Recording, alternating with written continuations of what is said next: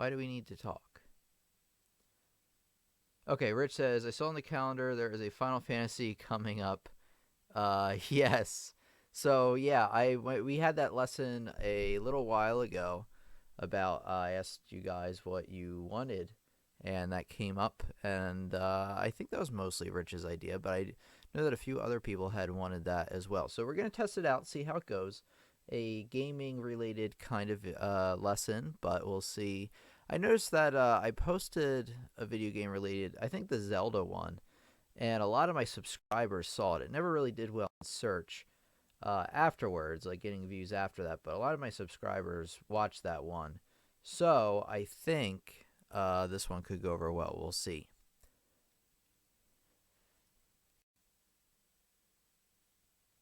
The circle of fists and the label for all of them if possible. So I think we talked over Facebook if I am not correct. So we can talk about this.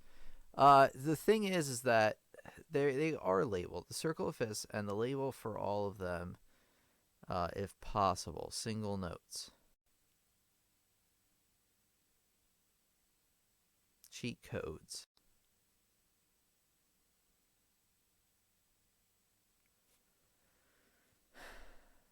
See, the thing is that I don't understand what you mean, because if you go to the circle of fifths, the diagram, that pretty much is the cheat sheet, because you go to, whatever. Let me find it for you, for us rather, and let's take a look at it.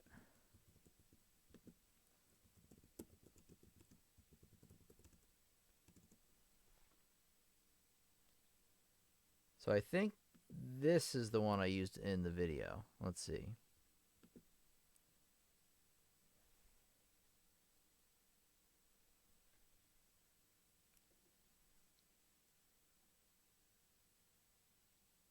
Hello. Let's take a look here for a second. I'll get right back to this in 1 second. Let me get the, yeah, there we go. That looks a lot better. So let me address some other people here for just a second. We'll come right back to this. Let's see. Rich says, I learned Sandy Badlands from Final Fantasy VII. Very nice. Moish, if I'm pronouncing your name right, hello. Welcome to our live stream. You're always welcome back at any time. Always good to have new people attend as well. Let's see here. So why are certain singles better to use than other ones? Why are certain singles better to use than other ones? I'm not sure exactly what you mean by that. It could be. You can go to, Graham, if you go to the settings, like that little wheel, make sure you have it set on 1080p. Now, do you mean the entire picture is blurry, or the picture just of me? If it's the picture of me, I can adjust the focus.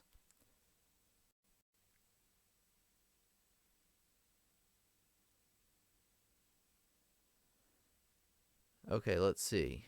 Sorry for my rudeness. How are you, by the way? I've been better, to tell you the truth. I told people on the last live stream, my mom passed away recently, so it's been kind of tough for me, to be honest, but I'm hanging in there, and I think things, things will get easier with time, so I've really had a tough time recently, to tell you the truth.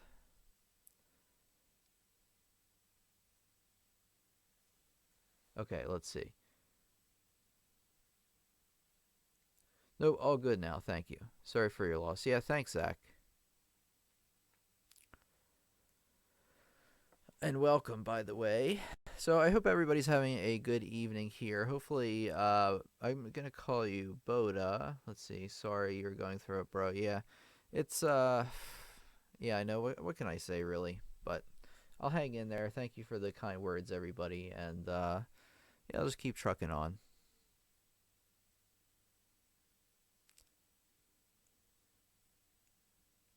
Okay, so music-related questions.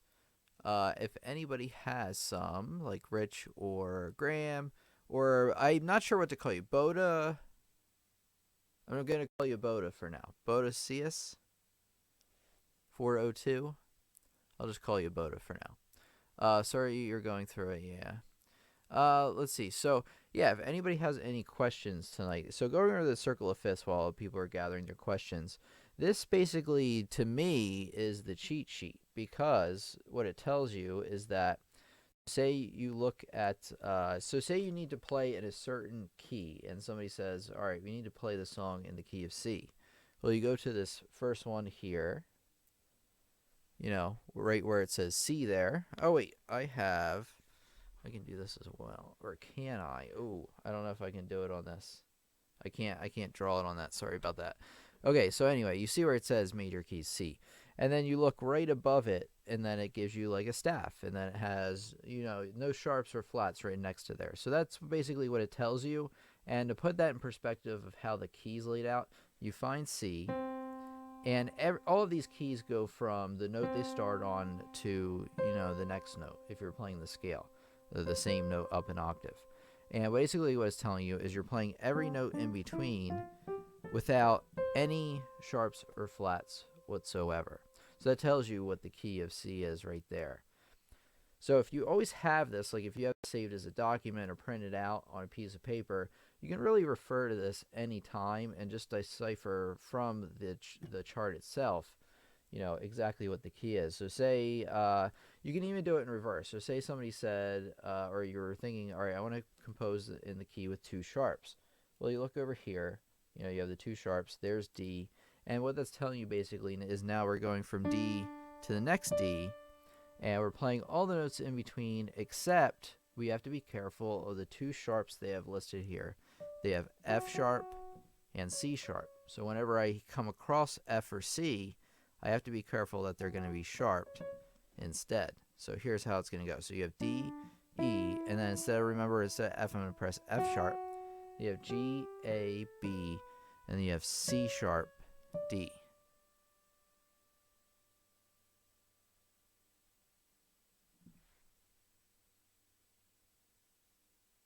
All right, let's see here. Hold on a second, everybody. Yeah, close enough. Hello, Rondi. Welcome to the live stream. I just wanted to see if I missed anybody up there. Looks like I didn't. But hello, everybody. Let's see. Moshi, what are sharp and flat notes? So to go over what a sharp and flat note is that basically, so assuming you know what the layout of the keyboard is, this is C, and then you have D, E, F, G, A, B, C. So what happens is if you have a note with a sharp, so it's always going to be a letter and then sharp. So say we have C sharp. Well, the first thing you're going to do is identify where C is right here. Then all sharp does is it goes one note, very next note up and to the right. So C sharp's going to be that black key right there. Same thing like say we had D sharp. So here's D, and then D sharp's going to be one up there. We have to be careful though between E and F, because E sharp is F because you go one up and to the right, and because there's not a black key there, it's going to be between those two. So that's a sharp. The flat is the opposite. So say you had D flat. You have D here, and now you're going to go one down and to the left. Like that. So say you had C flat. Well, instead of C right here, you're going to go one and to the left, and C flat's right there, also known as B. Okay, chord expressions. What's the correct hand position when playing sheet music? So that's a great question. So I have a lesson coming up on this topic, Rondi, by the way. And basically what I'm going to talk to you about in that lesson, I can answer a little bit today since we are here for questions. And I'll go back through if I missed your question. Okay, here we go. Let's see, we need...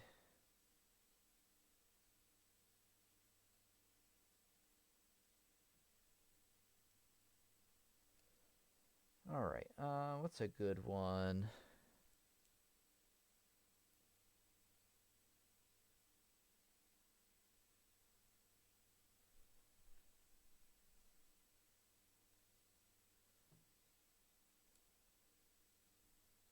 So say I'm trying to play the Pathetique Sonata Movement 3. It might be a little complicated for you, or maybe not. I'm not sure how good you are. But, so here's the thing, is in terms of determining where you should put your hands I look at it this way. Look at both hands separate in terms of how to position your hands, because obviously, you have fingers 1 through 5 on each hand. So here we go. Our first 3 notes here in this pickup measure are G, C, and D. Well, I want to look at notes in clusters. So basically, I'm going to look at the first note, the first 4 notes they have drawn here. Oops. There's actually a flat in there.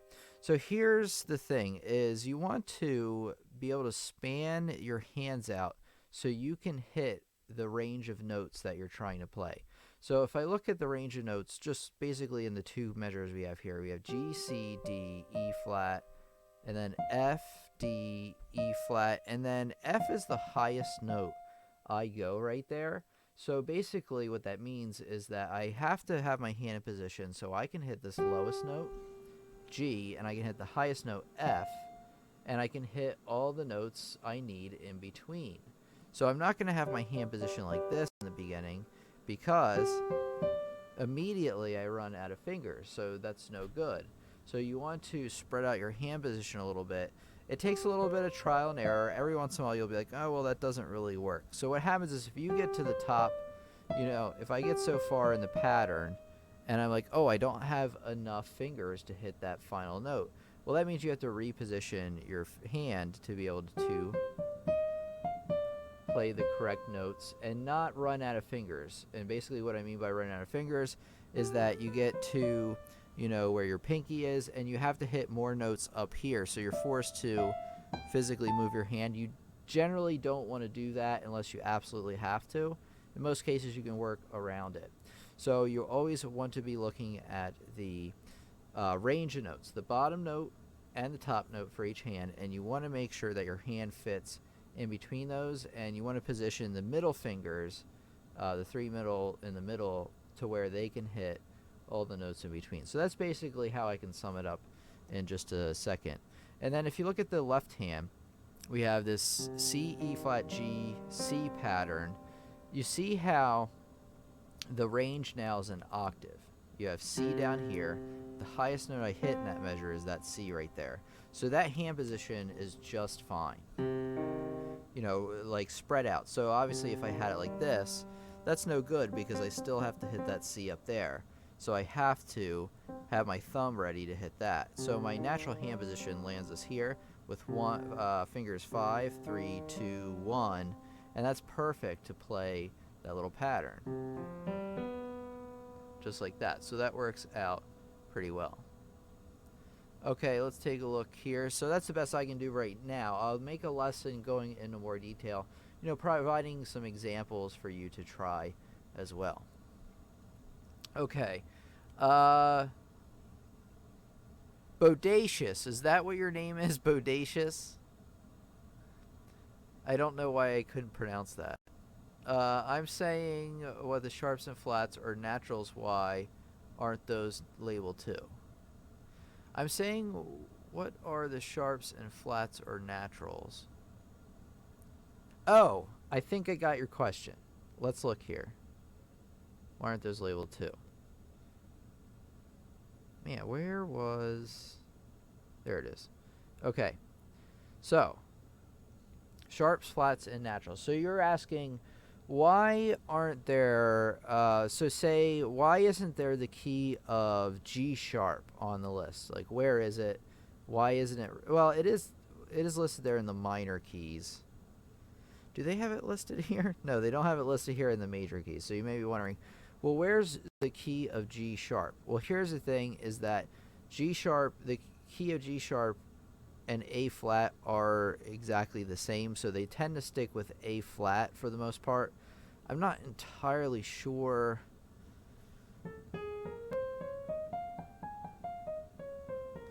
why they prefer some of them over others. Like, they have F sharp and G flat, but then it's B and C flat. So I'm not entirely sure why they're not all on there, but because F sharp and G flat are the same thing, so they have those two listed. I don't know. I'm going to have to do some research on why they aren't on here, but I know it's basically because that you have to understand what, an equivalent is in terms of keys.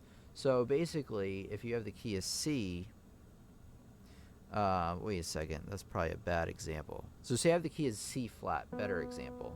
The key of C flat looks like this in terms of a scale. And the key of B looks like this in terms of a scale. And actually they have both of those listed there as well. But the thing is that, you know, the key of E flat is also the key of D sharp. But why isn't D sharp ever on there? That's a good question. I'll have to look that up. Let's see here. Why is there no key of G sharp?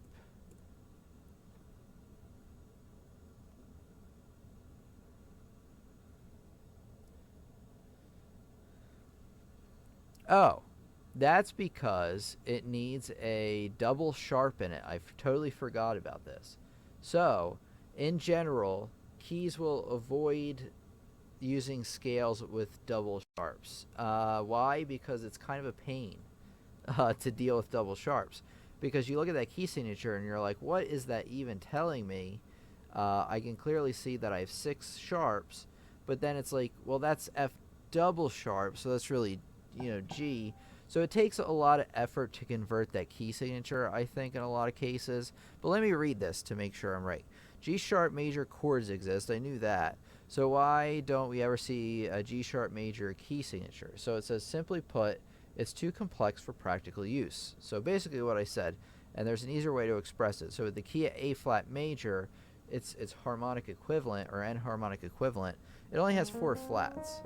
It's so much easier to visualize and play. So the answer is because some of those are missing because they're hard. They're hard to visualize. You can visualize them much better in their flat counterpart. So any of the key signatures, now I get it, that require a double sharp or a double flat, that is why that happens. sorry if I'm confusing everybody.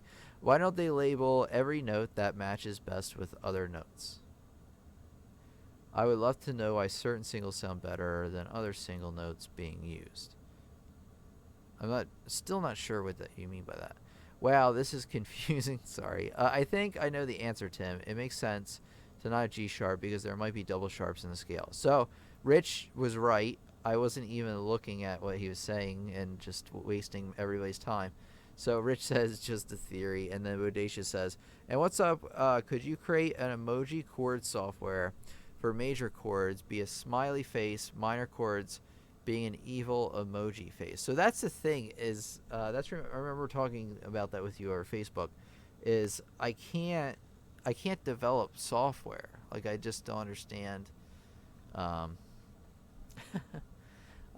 laughing at what Brian was saying, but I'm just not quite, I don't know, I can't do that.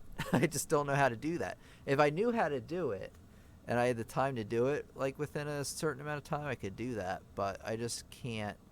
I can't do that. I can do a lot of things, but coding and programming, I actually don't know a whole lot about. Brian Stoker says, Tim, I'm wondering why you are so awesome / the man. So that's why I laughed in the middle of that, because I saw that comment. Okay, so hopefully I didn't blow everybody's minds too much.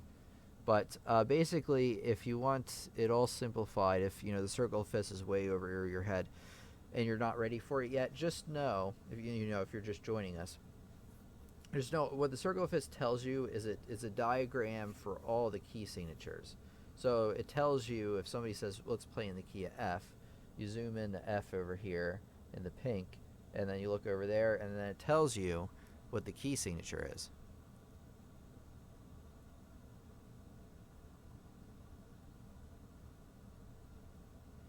Audacious says sucks. Tim, you missed my question about nervousness. I did. Let's see.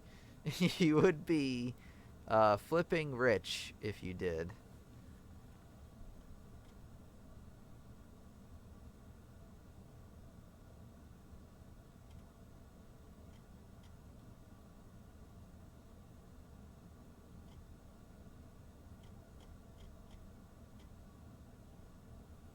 Rich says, Tim, how do you get over nervousness when playing? I always make mistakes when I'm recording myself or people are around.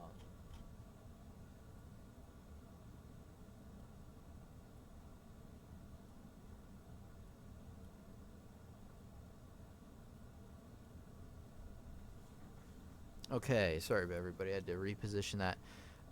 So how do you get over nervousness? Well, playing in front of people more often, but that's probably not the answer you would want. Try to just pretend, especially if you're not being graded by professors or anything, which in most cases you're not.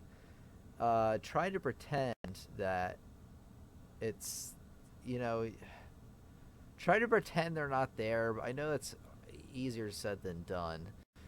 Try to pretend it's inconsequential. I don't know. That's the way I think about it. Like, just think to myself, it doesn't matter how well I sound or how good I sound. It just doesn't matter, even though it kind of does. Uh, but it doesn't really, because like I said, you're not really getting graded. It just matters to me how I sound. Let me hold on. This is bothering me.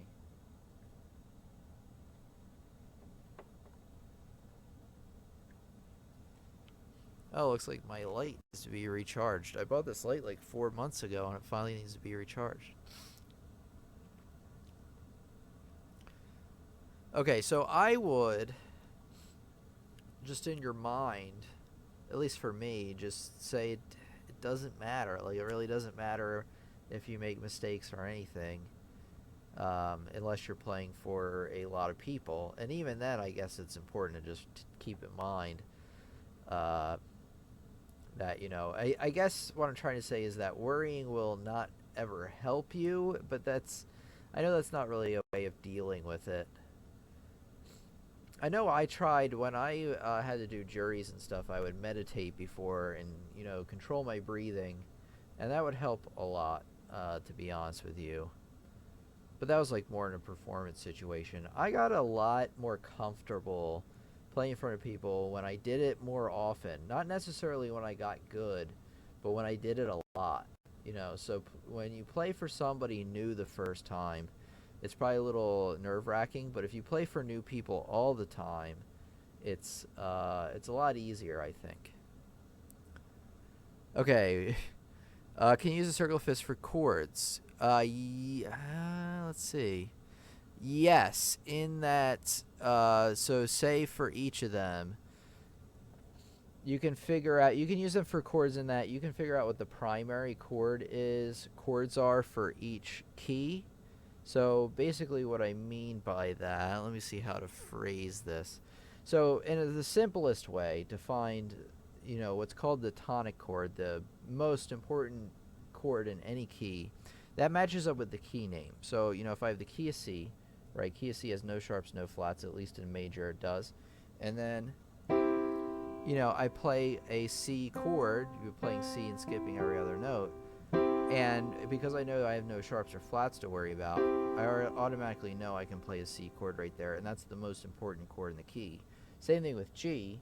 G, you start on G this time, you build a chord, and none of those notes are in the key signature, the G, B, or D, so you don't have to worry about it. And then you go to the D is the most important chord in D major, and just be careful that there's an F in the chord and there's an F in the key signature, so it needs to be sharp. So it can apply that way as well. Bodacia says there's no chord software or app like Emoji Chord app or software. See, Brian even used an emoji. You can circle fit. Okay. Could you create a 12-tone note system, making a catchy tune every time if we use your formula? Can you make a catchy single note song? Just curious. That would be really hard.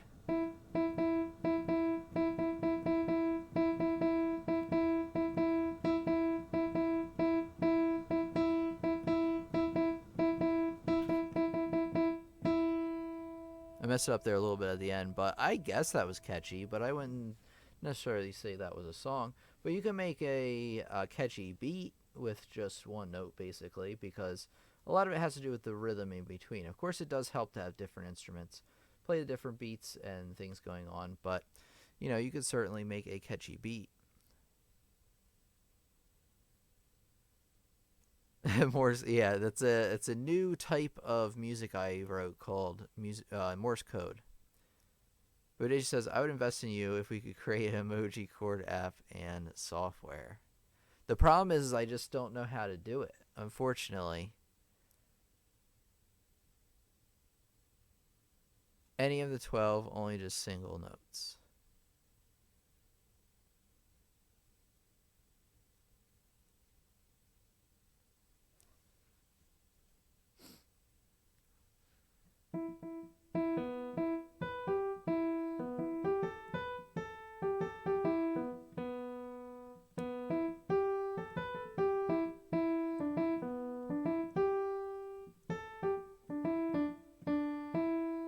So that was my catchy tune of the day.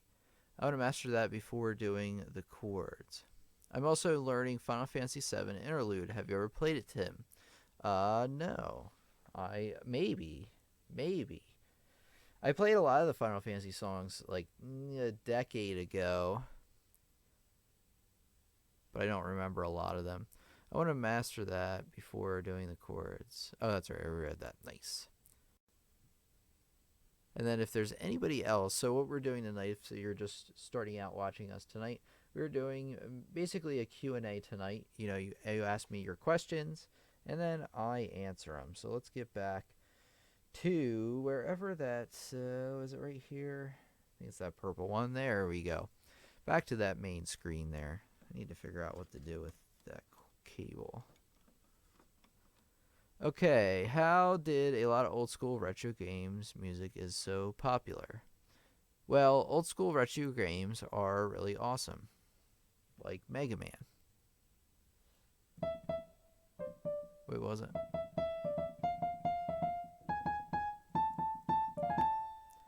That's like when you select the stage in Mega Man 2. But, yeah, I don't know. They're just so awesome. I guess that's the answer. What is the most difficult song in my repertoire that I can play off the bat? Probably Politique Sonata.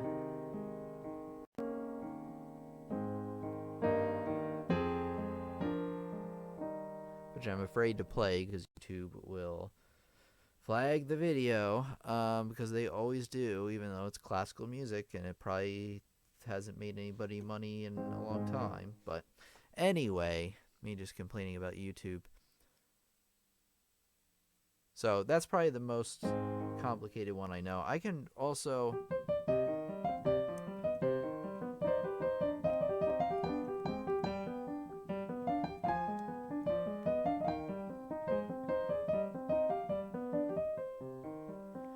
the third movement of the Politique Sonata, although I don't know that one very well. And I used to play the first movement, which is pretty hard. And unfortunately, I haven't played it in a long time, so I think I tried it one time before. Who is the best ever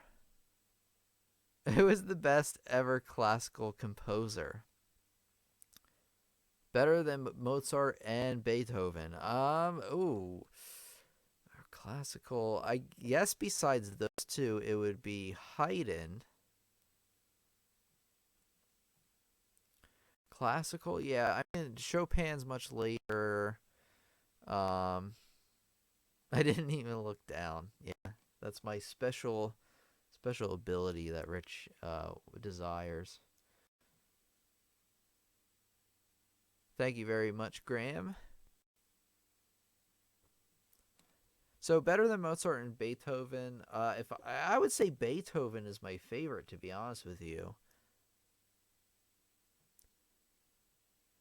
How do you spell it?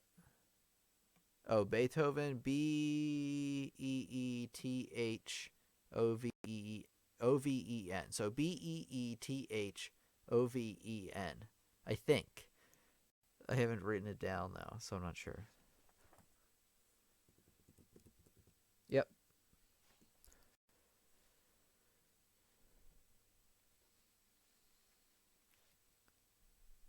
No, the other composer.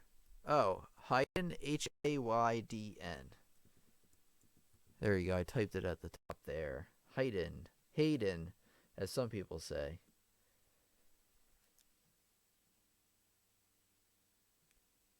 Claire de Lune.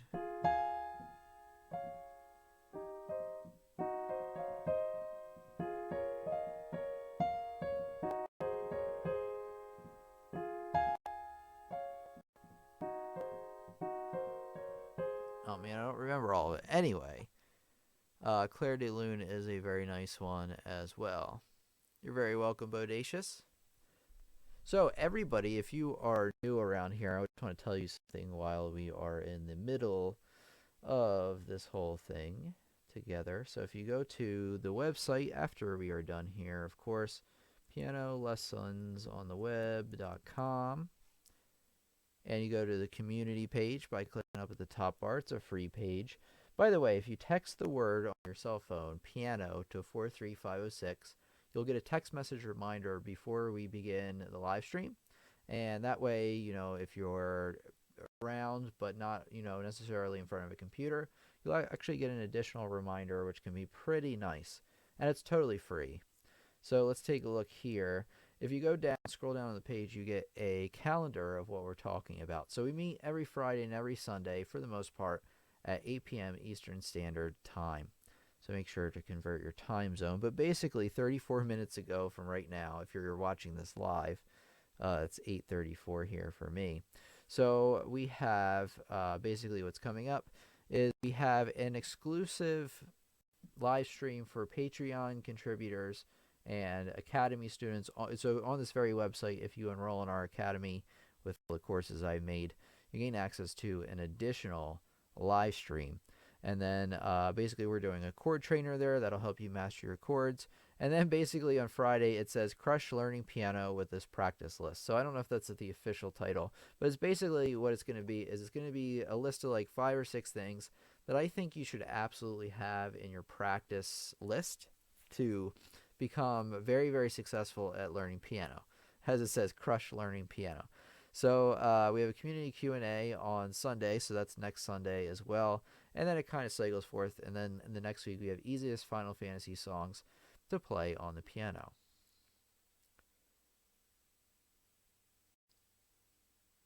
Yeah, you can use the notification bell as well. That is also really helpful.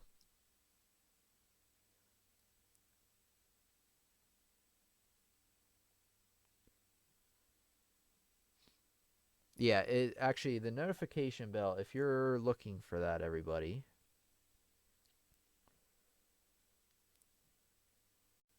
Let's see.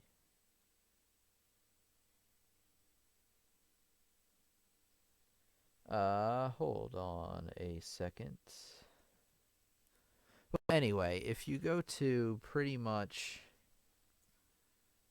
any YouTube video. What happened? It's giving me all sorts of trouble.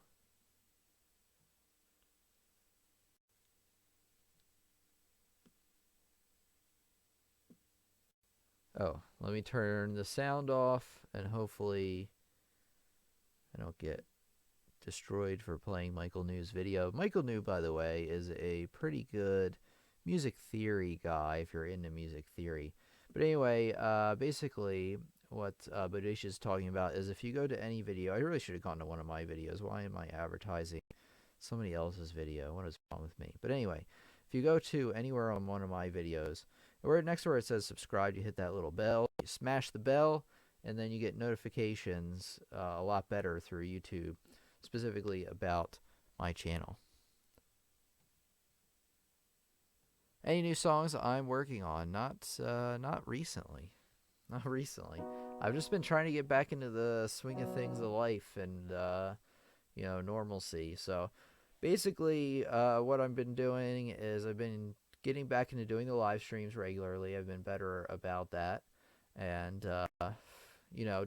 coming up with new ideas, which has been fun. It's really gotten me back into thinking about the channel again. And I never stopped thinking about it, but obviously, when things go on in your life, you have to focus on those for a while. So I'm just trying to get back into the swing of things here, release videos on time, and then release videos for the Academy as well, answer emails and everything. So I've just been busy doing that. But no time for new songs, unfortunately. So, anybody else have any music related questions?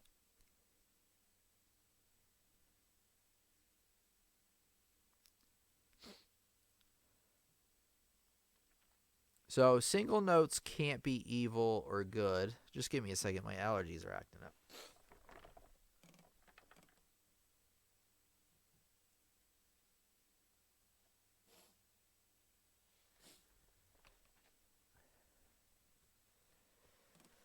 So, individual notes don't have necessarily sounds to them. I mean, they do. Like, I guess C sharp's a little more tense, but that's only because you play C first. But chords, when you play three notes at a time, can be either major, happy, minor, sad, diminished, scary, augmented, like kind of mysterious and also scary. So, in terms of chords, there's different sounds to those. There's scary chords, like diminished.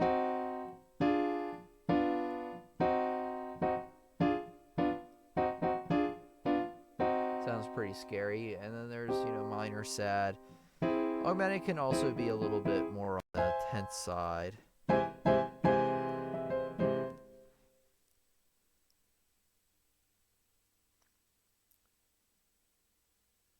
Thank you very much, Rich. I tell my girlfriend to not bother me at 8 p.m. What each note sounds like. See emoji chords. People would love that. Bro. I'm really sorry, man. I have a lot of things going on my end. And I just can't. Well, I also just don't have the skills to put it together, to tell you the truth, with the app.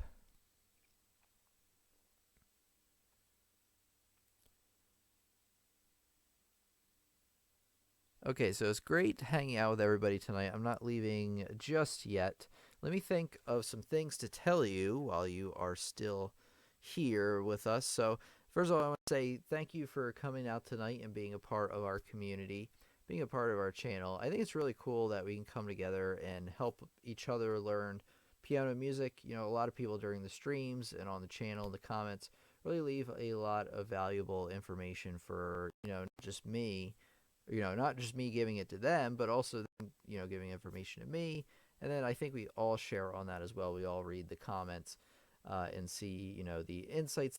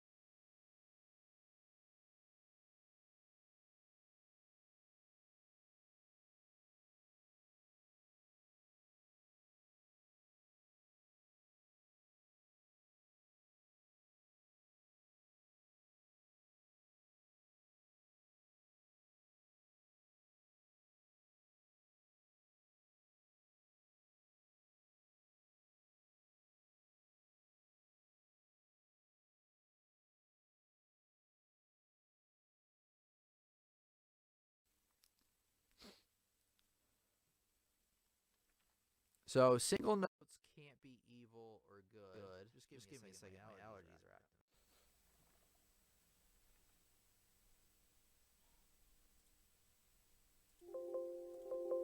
Okay, it should be back. Let me see. So individual notes don't have necessarily sounds to them. I mean they do. Like I guess C sharp's a little more. Okay, how's that? Are we back? Okay, back on the stream. Sorry about that, everybody. It was my audio card. Had to be restarted for some strange reason, but hey, uh, but hey, it happened. We are back. Yeah, I don't know. It just cut out there on me for a second. But I think I am going to end it soon anyway. We're at about 45 here. Got your back, bro. So any last minute music related questions, I'll take, maybe one or two more before we go tonight. And by the way, if you are interested in learning piano music, you do want to check out pianolessonsontheweb.com, after the stream is over. If you're more interested in contributing towards the community and, almost becoming, not almost, but becoming an official sponsor of these videos, you can go to patreon.com/lessonsontheweb. But here's my website right here if you want courses that I've made. It has videos like a lot of the ones you can find on the channel, along with printable sheet music examples, assignments, and activities to enhance your learning. And like I said, we have the Patreon page that's in the description as well. Did you get a chance to watch my video? Not yet. I'll specifically look for the articulation. On the emojis and the easy singles of the 12 notes, let me know ASAP. That would be, like I said, Bodacious, it's going to be really hard for me to put that together, but if I come across some time and I come across somebody that can do it for me, I'll let you know.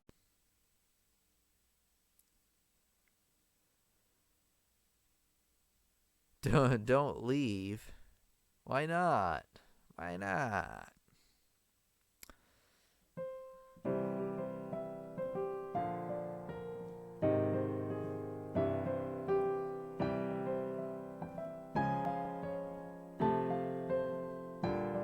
Whoops.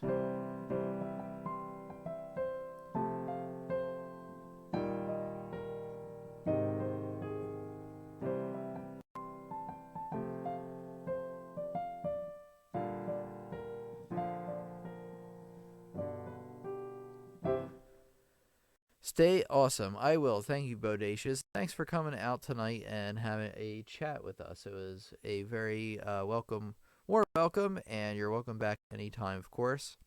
Rich says, don't leave.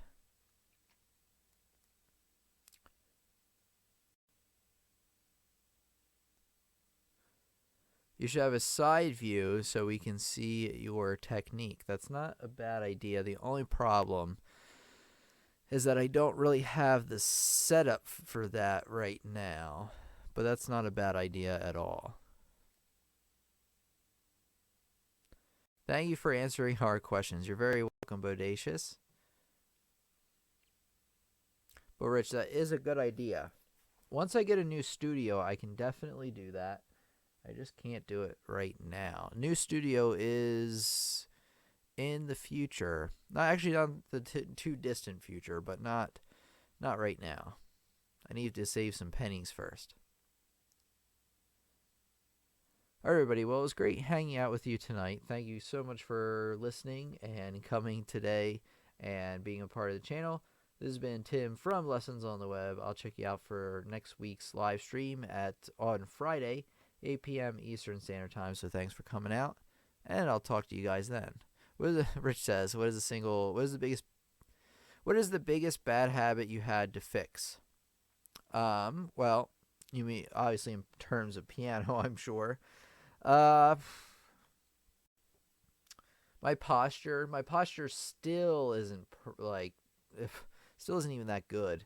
I try to be more conscious of it, but even during the streams, I tend to start dipping down, and maybe not quite that bad, but yeah, probably my posture. Take care. I hope the best for you, bro. Thank you, Bodacious. I think I'll be fine. Well, I know I'll be fine. Um, but it's been rough the last couple of weeks, but I'm hanging in there. So, thank you, everybody. Thanks, Rich. I'll bring some more questions with you next time, and for the next week's on Sunday, I'll answer some more questions again. So, thanks, everybody, and have a great week.